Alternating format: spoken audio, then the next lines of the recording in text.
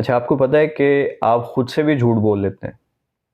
1959 में दो साइकोलॉजिस्ट थे, उन्होंने एक एक्सपेरिमेंट किया। एक स्टूडेंट को लैब में बुलाया गया और एक बड़ा बोरिंग सा काम ना उसे करने को दे दिया गया 1 घंटे के लिए। जब उसने काम पूरा कर लिया तो फिर उससे पूछा कि भाई काम कैसा था। अब उसका ऑब्वियस आंसर था कि बड़ा ही बोरिंग सा काम था। उसे $1 दिया गया और कहा कि भाई आपने बाहर जाके नेक्स्ट स्टूडेंट को कहना है कि काम बड़ा इंटरेस्टिंग बड़ा मज़े का था। उसने ऐसे ही किया। अब हर स्टूडेंट आता उसी बोरिंग काम को करता, उसे डॉलर मिलता और वो बाहर जाके झूठ बोल देता।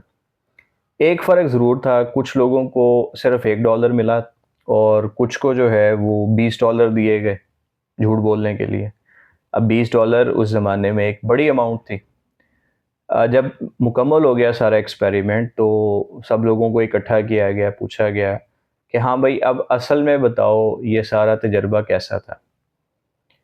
जिन लोगों को $20 मिले थे उन्होंने बड़ा स्ट्रेट फॉरवर्ड आंसर दिया कि इंतहाई बोरिंग था।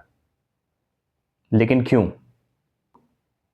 भाई उनके दिमाग ने कहा कि मैंने झूठ बोला, इसके लिए मुझे $20 मिले।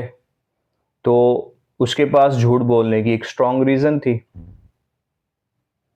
अच्छा, मज़े की बात यह है कि जिन लोगों को $1 मिला, उन्होंने कहा कि भाई काम इतना भी बोरिंग नहीं था और चंद एक ने तो उसे इंटरेस्टिंग भी कह दिया। अब यहीं से शुरू होती है कॉग्निटिव डिसोनेंस। उनके दिमाग ने कहा मैंने झूठ बोला, फिर एक दूसरी आवाज़ आई सिर्फ $1 के लिए। अब यहाँ ना दो चीज़ें, एक है सोच और एक है अमल। सोच ये थी कि काम बोरिंग है, अमल ये था कि मैंने सबके साथ झूठ बोला है कि काम इंटरेस्टिंग था। तो सोच और अमल जो है ये दोनों आपस में टकरा रहे हैं और इसी टक्कर को कॉग्निटिव डिसोनेंस कहते हैं। अब दिमाग ने उसका सॉल्यूशन कैसे निकाला? उसने कहा कि अगर मैं ये कहूँ कि $1 के लिए मैंने झूठ बोला तो मैं अपना लेवल खुद गिरा रहा हूँ। उससे बेहतर है कि मैं अपनी सोच को ही बदल दूँ कि काम इतना भी बोरिंग नहीं था।